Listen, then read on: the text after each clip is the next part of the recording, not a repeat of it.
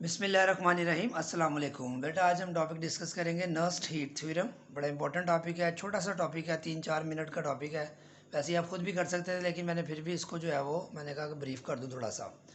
बेटा देखें, according to Gibbs Helmholtz equation, हमारे पास ये इक्वेशन है, आपको याद करनी पड़ेगी। Delta G is equal to delta H plus T curly delta G over curly T at constant pressure.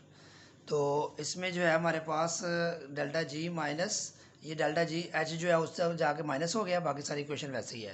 Eight zero kelvin the right hand side of the above equation will be zero. क्योंकि हमने zero temperature रखा है तो ये equation जो है वो temperature zero होने की वजह से ज़ीरो हो जाएगी। तो delta G minus delta H is equal to zero आ जाएगा हमारे पास।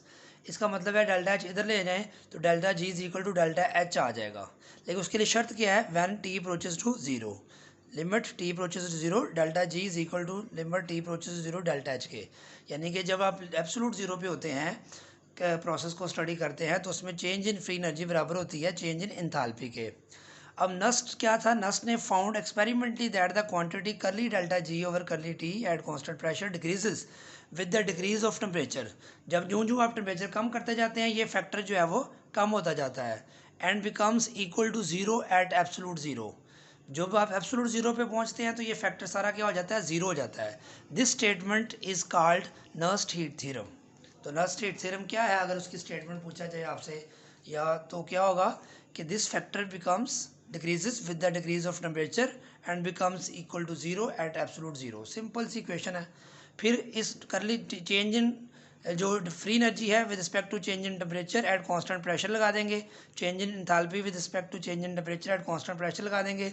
Limit T approaches zero, limit T approach, यही चीज़ दोबारा है, बस उसमें चेंज डिफरेंशिएट स्मॉल पोर्शन की हम बात कर रहे हैं, फॉर स्मॉल जो है वो चेंज।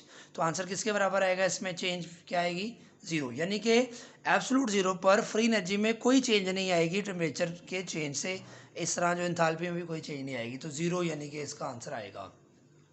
उसके बाद कहता है इसको दूसरी तरह कैसे डिफाइन करते हैं। Nernst heat theorem can also be stated as there is no change in entropy of the system when the process occurs in the vicinity of absolute zero. कहता है कि जब आप एब्सोल्यूट ज़ीरो के करीब या उसके पास जाकर आप कोई प्रोसेस स्टडी करते हैं तो उसमें एंट्रोपी में भी कोई चेंज नहीं आएगा। इसको कैसे हम साबित कर सकते हैं, कहता है delta G is equal to V D P minus S D T. ये मैंने इंट्रोडक्शन में जो लेक्चर पढ़ाए थे मैक्सवेल्स रिलेशनशिप, वहाँ भी हमने ये क्वेश्चन फाइंड की थी। जो है डी जी किसके बराबर आएगा, माइनस एस डी टी, क्योंकि अगर हम प्रेशर कांस्टेंट रखते हैं तो डी पी ज़ीरो हो जाएगा, तो ये क्वेश्चन आ जाएगी।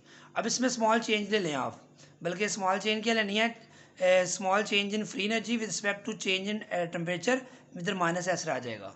अब इसमें भी डेल्टा लगा दें, इधर भी, तो जी के साथ भी डेल्टा लगा दें, तो ये हमारे पास क्वेश्चन आ जाएगी simple. At zero kelvin left hand side is zero, left hand side इस क्वेश्चन की ये ज़ीरो हो जाती है जीरो केल्विन पे, तो डेल्टा किसके बराबर आएगा, ज़ीरो के।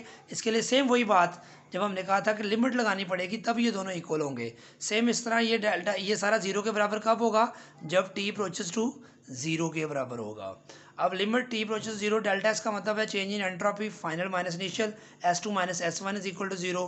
तो वही बात, this implies that when T approaches to zero S2 is equal, ये माइनस S1 उधर जाके क्या हो जाएगा, प्लस S1, तो S1 is equal to S2। तो एंट्रोपी जो है वो क्या रहेगी, प्रोसेस की सेम रहेगी। फाइनल स्टेट ले लें या इनिशियल स्टेट स्टडी कर लें इन the vicinity of absolute zero, या जब टेम्परेचर ज़ीरो को अप्रोच करेगा, ज़ीरो केल्विन को। इसकी एप्लीकेशन में देखें, molar heat capacity at constant pressure for the process occurring in the vicinity of absolute zero. ये फिर दोबारा डेफिनेशन आ गई है molar heat capacity at constant pressure की। करली एच ओवर करली टी अगर कांस्टेंट वॉल्यूम हो तो यहाँ पे डी क्यू आता है या करली क्यू आएगा, यहाँ पे कांस्टेंट प्रेशर है तो करली एच आएगा। फिर इसमें डेल्टा लगा दें, इधर भी डेल्टा लगा दें, तो इसमें डेल्टा आ गया।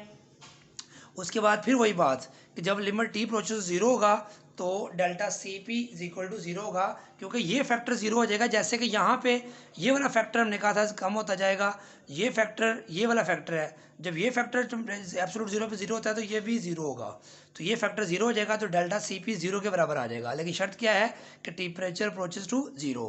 फिर वही बात, चेंज का मतलब होता है C P two minus C P one, यानी कि final minus final value of constant heat capacity at constant pressure minus initial value of molar heat capacity at constant pressure is equal to zero. फिर वही बात, ये उधर जाके minus वाला plus हो जाएगा, तो limit T approaches to zero जब होगा तो मोलर हीट कैपेसिटी भी दोनों कंडीशंस पे बेटा सेम होगी।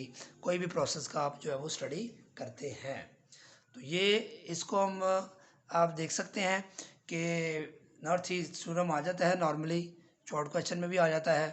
تو اس کی یہ 2 اسٹیٹمنٹ آپ لکھ سکتے ہیں، یہ میتھمیٹیکل اسٹیپ لکھ سکتے ہیں. اس میں چھوٹا سا ایک گراف، اس میں ایک چھوٹا سا گراف بھی ہے، یہ اینڈ پہ دیا ہوا ہے، جسٹ اس کو دیکھ لیں آپ کہ according to Abu equation molar heat capacity at constant pressure during any transformation at absolute zero remains unchanged. یہ بات میں آپ کو بتا چکا ہوں کہ مولر ہیٹ کیپیسٹی کسی بھی کنڈیشن پر جو ہے وہ ایبسولوٹ زیرو کے قریب جائیں گے تو اس میں کوئی بھی ٹرانسفارمیشن کرتے ہیں کانسٹنٹ پریشر پہ تو وہ اس میں کوئی بھی چینج نہیں آئے گی.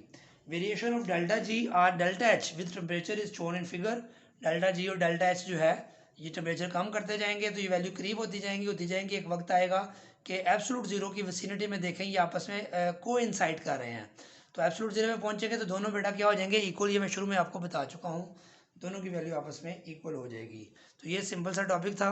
اگر لانگ کویشچن میں آئے 4 نمبر کا تو تب بھی اس میں بھی لکھ سکتے ہیں آپ، تو اس میں کوئی پرابلم ہے. باقی اس کو بک سے آپ کنسلٹ کریں، کوئی پرابلم ہو تو آپ جو ہے وہ ڈسکس کر سکتے ہیں. کاربن والی بک کو دیکھیں، میں نے آپ کو نوٹس بھی سینڈ کیے ہوئے ہیں، تو اس کو تیار کریں. اوکے، اللہ حافظ.